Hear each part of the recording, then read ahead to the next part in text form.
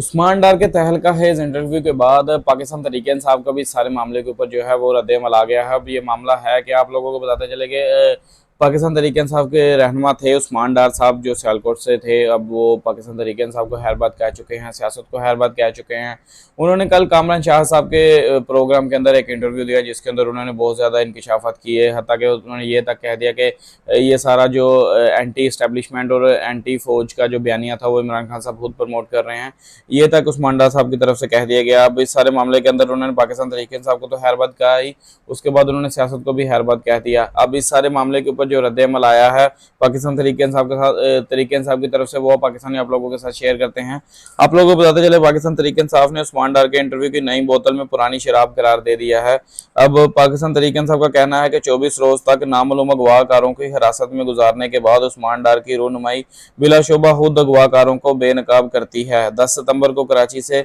जुबरी तौर पर लापता किया गया, जबकि गुज़िश्ता 5 माह के दौरान इनकी रहायशगाह पर पुलिस के छापे इनकी वालिदा और दीगर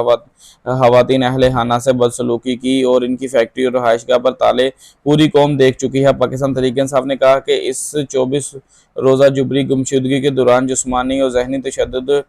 के असरात इनकी कांपती आवाज़ और इनकी जो बॉडी लैंग्वेज है उससे साफ जाहिर हो रहे थे। अब मजीद उन्होंने पाकिस्तान तहरीक इंसाफ की तरफ से इस सारे मामले के ऊपर कहा गया कि उनके हयाला से वाज़ा किया गया। पाकिस्तान तहरीक इंसाफ ने कहा कि 9 मई के 5 माह बाद 24 रोज़ा जुबरी गुमशुदगी के बाद इंटरव्यू की अवाम की निगाह में कोई अहमियत नहीं है, ना ही इसकी कोई कानूनी हैसियत है। हमें उस्मान डार से हमदर्दी और पार्टी के लिए इनकी वाबस्तगी का एहसास है। ये कहना था पाकिस्तान तहरीक इंसाफ की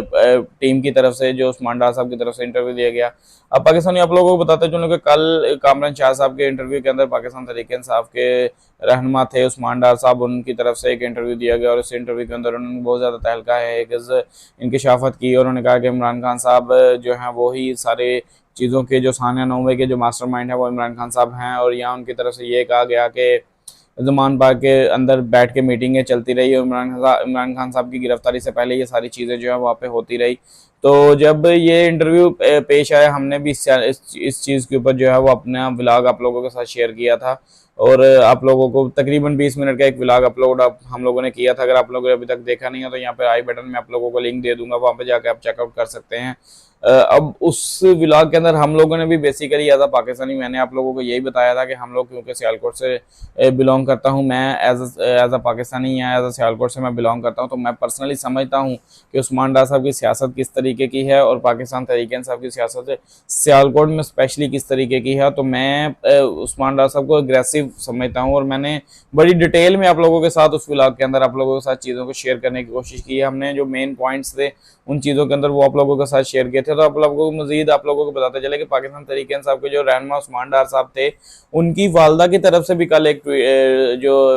जो वॉइस मैसेज था, यहाँ एक वीडियो लिंक था वो सामने आया, एक वीडियो मैसेज उन्होंने शेयर किया था और वो शहबाज गिल साहब ने अपने ट्विटर अकाउंट के ऊपर यानी कि अपने एक्स अकाउंट के ऊपर उसको शेयर किया था और उनकी वालदा ने अपने उस वीडियो मैसेज के अंदर यही कहा था कि उस्मान डार साहब से जो आप चाहते थे वो आपने करवा लिया, लेकिन पाकिस्तान तहरीक इंसाफ के साथ और इमरान खान साहब के साथ उसकी वालदा खड़ी है और अब मेरा मुकाबला आप लोगों ने करना है। यानी कि उनकी तरफ से भी कल जो पाकिस्तान तहरीक इंसाफ के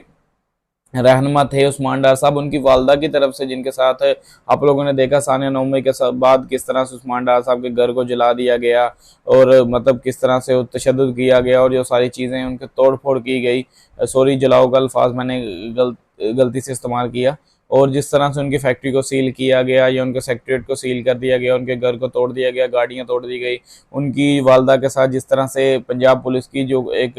हैरेसमेंट की गई, अफसोसनाक वाकया, मतलब इसकी कोई जितनी मजम्मत की जाए वो कम है। तो उन सारी चीज़ों को भी उन्होंने पाकिस्तान तहरीक इंसाफ की तरफ से मद्देनजर रखा गया। उन्होंने कहा कि बेसिकली अगर इस तरह से आप 20-25 दिन किसी को अपनी हिरासत में रखेंगे, उसके बाद अगर उससे इस तरह के स्टेटमेंट, और उस्मान डार साहब की वो बॉडी लैंग्वेज है ही नहीं थी। मैंने अपने व्लॉग के अंदर आप लोगों के साथ यही बात शेयर की थी पाकिस्तानी कि वो बॉडी लैंग्वेज उस्मान डार साहब की नहीं थी जो हम लोग पहले देखते हुए आए हैं, क्योंकि उस्मान डार साहब मीडिया रिलेटेड बहुत ज़्यादा वो मीडिया के साथ टच टच रहते थे। और जितने भी इंटरव्यूज आप निकाल के देखेंगे पाकिस्तान तहरीक इंसाफ के रहनुमा उस्मान डार साहब के, वो आप लोग देखेंगे कि वो किस तरह से बोलते थे, उनका बोलने का अंदाज, और किस तरह से वो अपोजिशन पार्टीज के जो